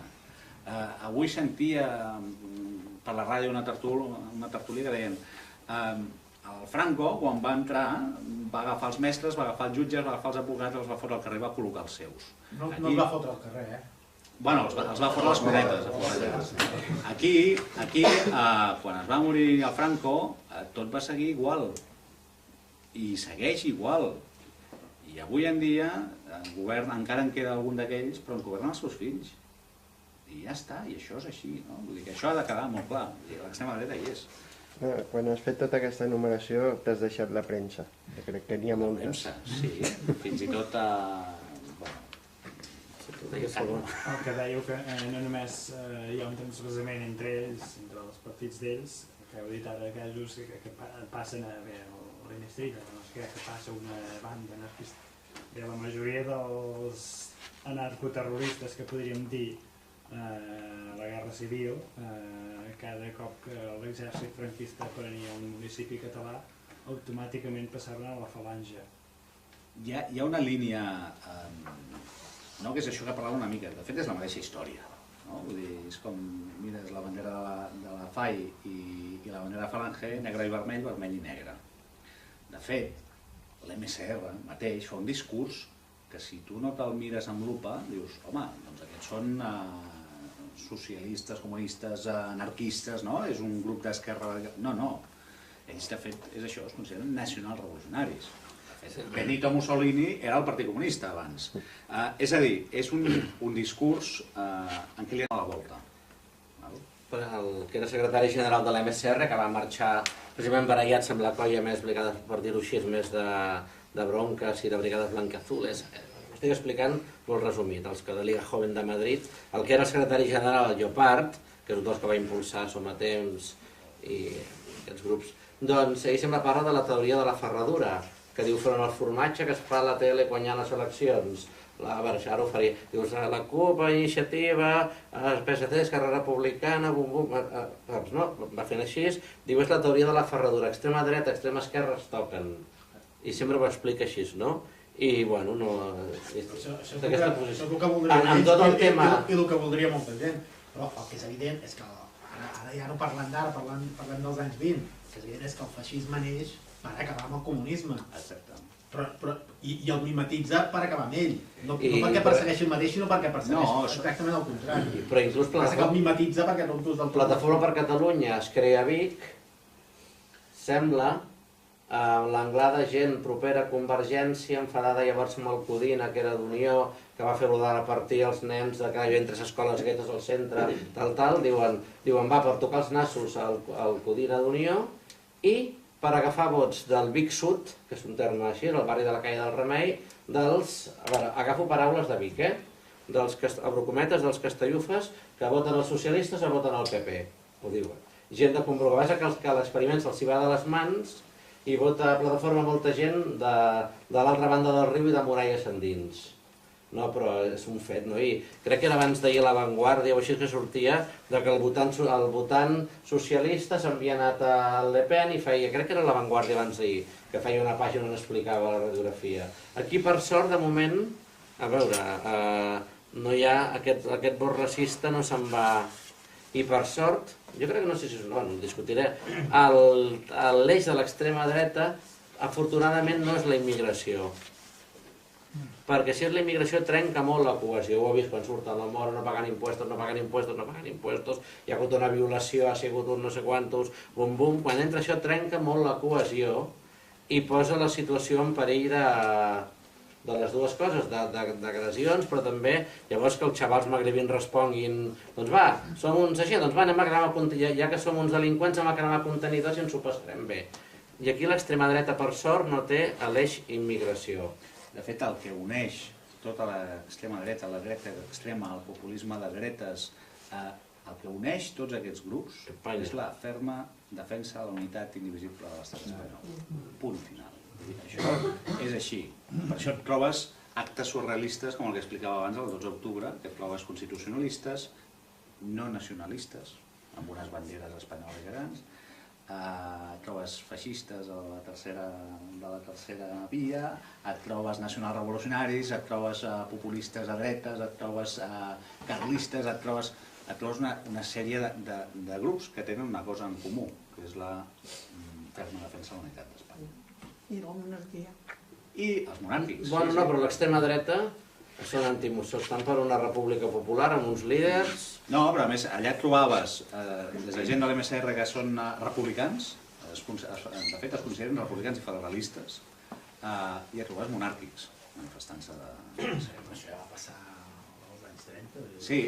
La falange tradicionalista... O trobaves el partit de Lerroux, el partit radical, amb un discurs suposadament d'esquerres i que després acaba amb els feixistes. Jo vull preguntar una cosa i no sé com ho diu aquí, A veure, abans, com veieu Manresa? És a dir, el Periques, que li deien l'animal, que era un que anava a tossar-se amb el cares de la CUP, no? Per Pujaran van passar d'1 a 2 regidors, no?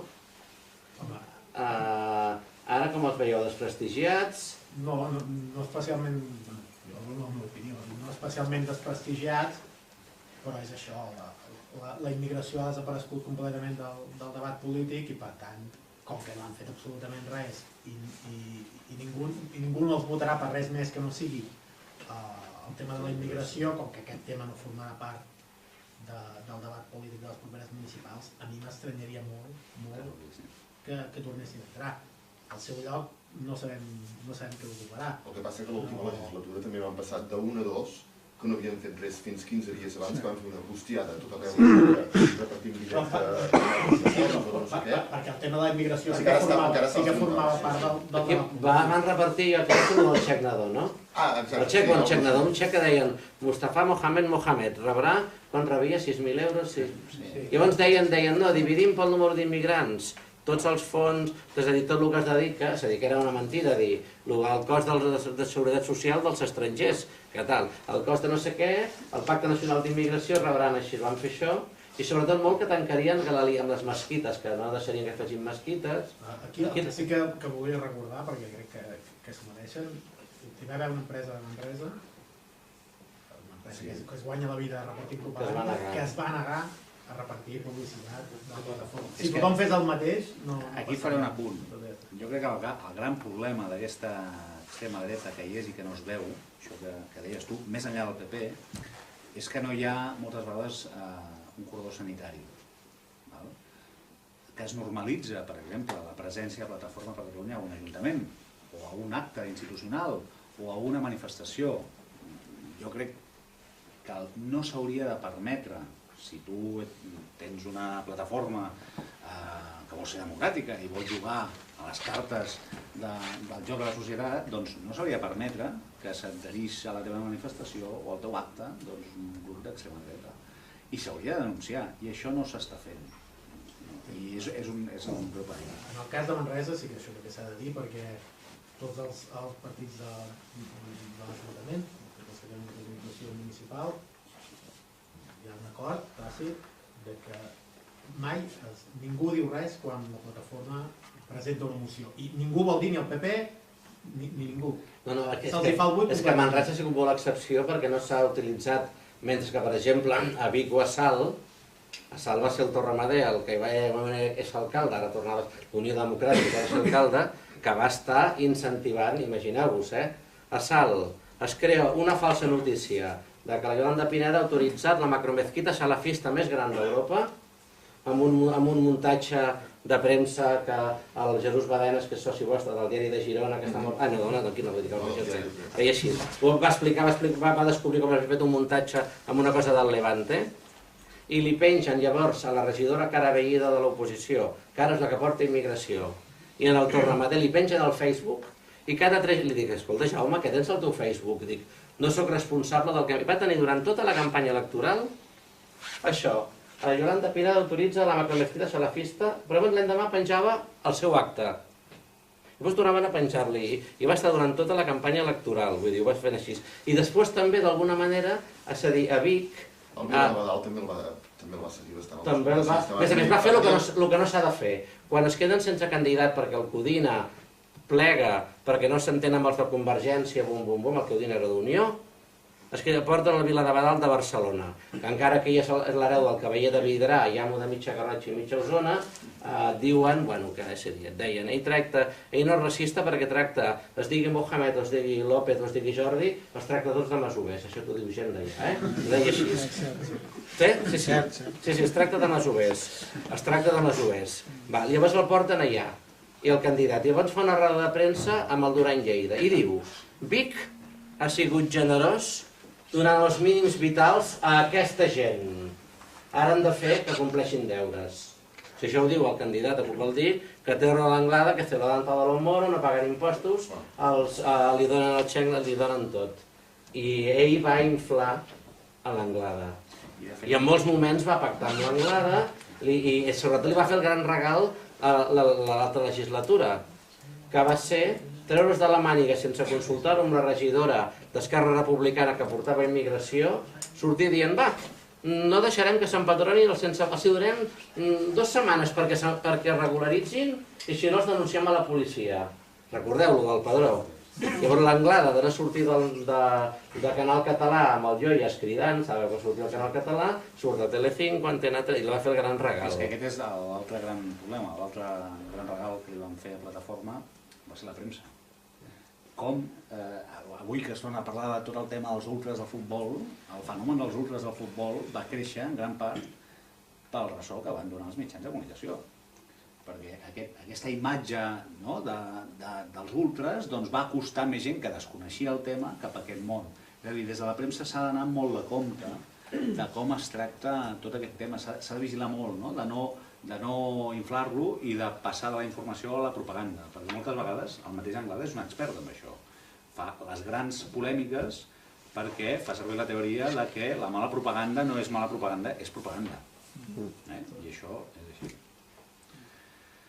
Jo no soc tan optimista com el Jordi, en el tema de Plataforma per Catalunya. Plataforma per Catalunya continua estant en sumor. I que els líders estiguin tocats, que les sigles estiguin tocades, el racisme continua en sumor a la ciutat. I per tant, qui agafi aquesta bandera farà el que va fer a Manresa en els 2 últims mandats. Un regidor, 2 regidors. Pot passar. Jo dic que no soc tan optimista. I que és un tema que em preocupa personalment. En el tema del PP i de la plataforma només l'exemple de que a Badalona, Santa Coloma, la diferencien un carrer. Hi ha un carrer que vam de dreta és Badalona i vam d'esquerra és Santa Coloma. Santa Coloma té regidors, a Badalona se'ls va quedar l'avió. A veure... De fet... En el tema racisme, tu dius, Xavi, no està en el cangelabre actualment mediàtic. D'aquí 2 dies pot estar-hi una altra vegada. Però què feia quan es quedaven contenidors sortia? El mateix Albiol va fer un intent. En una conferència va tornar a sortir. I Albiol està sent, des de fa molt de temps, massa mimat per allò del Laboratorio Badalona. Jo no donaria això per tancat. No, el que crec que donava per tancat el Xavi és la marca de la Fórmula de Catalunya. El racisme hi és. Sí, però la marca, per exemple, en l'últim fullon que hi va haver Ciutadà a Badalona, perdó, a la vacunada, volia dir, quan al govern actual se li va ocórrer deixar anar la possibilitat d'anar a parar una mesquita balconada, els únics que van reaccionar, papel en mano, buzón en mano, van ser els de la plataforma. O sigui que tinguem-ho present. Els altres ens vam moure els mitjans de comunicació i poca cosa més, però bústia, per bústia a la balconada... Immediata. Bueno, guaita, jo no es recordava que estava aquí. És una versió d'hora. A mi em continua donant molt de respecte. I que consti que amb el tema dels mitjans de comunicació estaria bé que els periodistes que aquí estem a casa seva també s'haguessin pronunciat. Tot i que jo soc periodista, en aquest cas ara ja no exercim tant en aquest àmbit. I és veritat, de veritat que l'experiment Albiol va fer molt mal. Però es retroalimentaven. Va fer molt mal l'experiment Albiol. Aprofito per ficar una cunya, que demà hi ha una assemblea d'unitat contra el feixisme i el racisme a l'Ateneu La Sèquia. Molt bé. Per intentar fundar la del Bages. Ja tenim a Osona, tenim a Noia, dissabte es fa la del Vallès Occidental i demà esteu tots convidats. A les 6 de la tarda a l'Ateneu La Sèquia. Doncs bueno, gràcies per haver escoltat. Potser m'hem fet una mica desordenat. S'ha anat allargant, a més, bastant. Sí, no? Molt interessant. N'hi ha per cada vegada.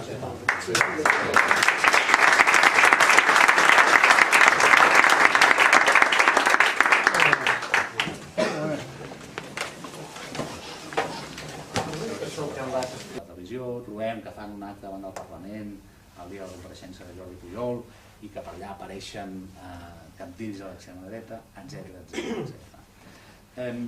És segurament una de les associacions més noves, més poc estudiades, però jo crec que més interessants d'aquest moment, perquè neix en un moment clau i això és el que està passant. Estan confluint tots aquests grupuscles en noves associacions i a més ens trobem que molts dels dirigents actuals d'aquests grups són vells militants de finals dels 70, de principis dels 80, de Fuerza Nueva, del Movimiento Falangista d'Espanya, del Frente de Juventudes, de Falange,